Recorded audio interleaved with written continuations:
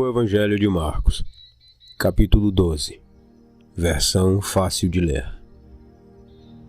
Os lavradores maus.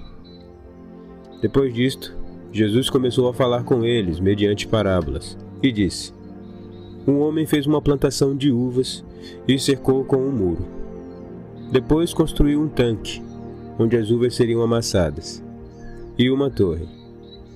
Então, arrendou a plantação para alguns lavradores e foi viajar. Quando chegou o tempo certo, o dono mandou um servo seu aos lavradores a fim de receber parte dos fundos da sua plantação de uvas. Os lavradores, porém, pegaram o servo e, surrando-o, mandaram de volta de mãos vazias. Ele enviou-lhes outro, mas eles bateram na cabeça dele e o insultaram. Enviou-lhes então um outro, que por sua vez foi morto por eles. O dono da plantação de uvas enviou-lhes outros muitos, mas eles bateram em alguns e mataram a outros. Só restava ao dono da plantação enviar o seu querido filho. E enviando, finalmente disse: Ao meu filho eles respeitarão. Os lavradores, porém, disseram uns aos outros: Este é o herdeiro. Se nós o matarmos, a herança será nossa. Então, agarraram o filho do dono, mataram-no e jogaram seu corpo fora da plantação. Agora eu lhes pergunto: o que o dono da plantação de uvas vai fazer com esses lavradores? Ele virá e os matará e arrendará a sua terra a outros lavradores. Vocês nunca leram as Escrituras? Elas dizem: a pedra que os construtores rejeitaram veio a ser a pedra mais importante. Isto foi feito pelo Senhor e é maravilhoso aos nossos olhos. Os líderes dos sacerdotes e os professores da lei entenderam que Jesus tinha dito esta parábola contra eles e começaram a procurar um meio para prendê-lo, mas tinham medo do povo. Então, deixando-o, foram embora. Depois enviaram alguns fariseus e alguns herodianos até Jesus para ver se pegavam em alguma coisa que ele dissesse. E aproximando-se dele, disseram: Mestre, nós sabemos que é um homem honesto e que não se importa com o que as pessoas possam pensar, pois o Senhor não olha para as aparências, mas ensina sempre o caminho de Deus com toda a honestidade. É certo ou não pagar imposto a César? Devemos pagá-los ou não? Jesus, porém, percebendo a hipocrisia deles, disse-lhes: Por que estão me testando? Tragam-me uma moeda de prata para eu ver. Eles lhe deram a moeda. E ele lhes perguntou: De quem é esta imagem que está na inscrição? De César, eles responderam. Jesus então disse-lhes: Deem a César o que é de César, e deem a Deus o que é de Deus. E todos ficaram admirados com ele.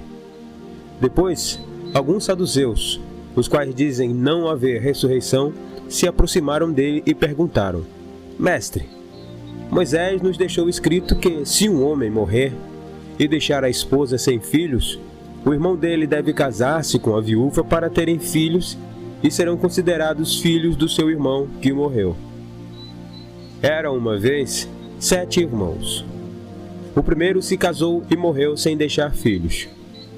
O segundo se casou com a viúva e morreu sem deixar filhos. Com o terceiro aconteceu a mesma coisa, e nenhum dos 7 teve filhos.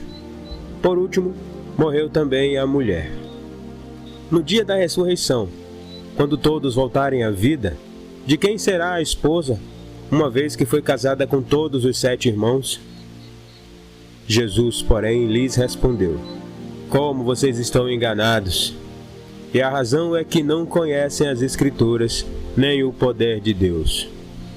Quando o dia da ressurreição chegar, ninguém se casará, nem ninguém será dado em casamento. Porém, todos serão como anjos no céu. Mas a respeito da ressurreição dos mortos, vocês nunca leram no livro de Moisés a passagem que fala sobre o arbusto que queimava? Nela Deus disse a Moisés: Eu sou o Deus de Abraão, o Deus de Isaque e o Deus de Jacó. Ora, Ele não é o Deus dos mortos, mas sim dos vivos. Vocês estão completamente errados. Um dos professores da lei, aproximando-se de Jesus, ouviu a discussão e, como se tivesse gostado da resposta que Jesus havia dado, perguntou-lhes: Qual é o mandamento mais importante? Jesus respondeu: O mandamento mais importante é o primeiro. Ouça, Israel. O Senhor, o nosso Deus, é o único Senhor.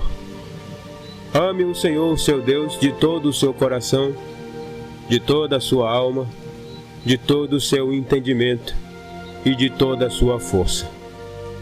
O segundo mandamento é este: ame o seu próximo como você ama a você mesmo.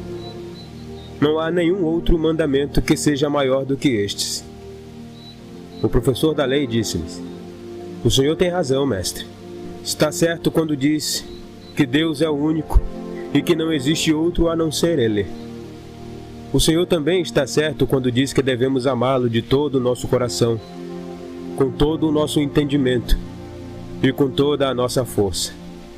E que também devemos amar o nosso próximo, assim como amamos a nós mesmos. Pois tudo isso é superior a quaisquer ofertas de animais queimados ou sacrifício. Quando Jesus ouviu aquela resposta sábia do professor da lei, disse-lhes: Você não está longe do reino de Deus. Depois disso, ninguém se atreveu a fazer-lhe mais perguntas. Quando Jesus estava ensinando no templo, disse: Como podem os professores da lei dizer que Cristo é o filho de Davi? O próprio Davi, inspirado pelo Espírito Santo, disse: O Senhor disse ao meu Senhor: Sente-se ao meu lado direito, até que eu coloque todos os seus inimigos debaixo dos seus pés.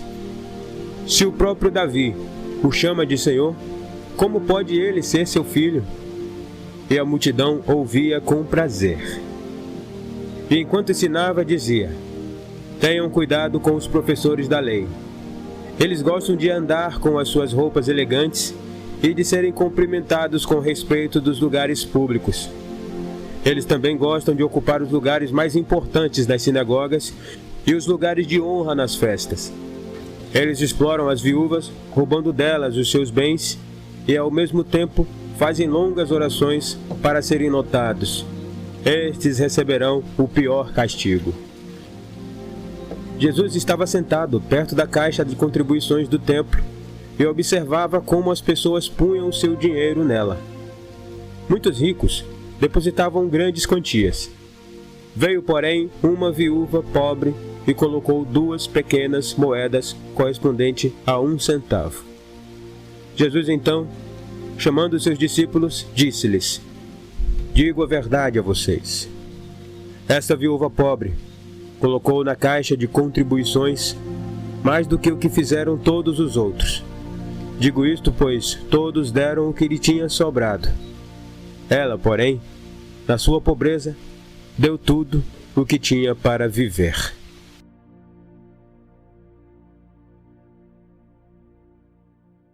E então, gostou do áudio? Se gostou, deixa seu like. Na descrição tem um resumo mostrando quem escreveu o capítulo bíblico e o contexto em que foi escrito. Deixe seu comentário e peça áudios de outros capítulos. Se não é inscrito, se inscreva lá e ative o sininho para receber notificação de quando fizermos novas publicações. Até os próximos áudios e que Deus abençoe!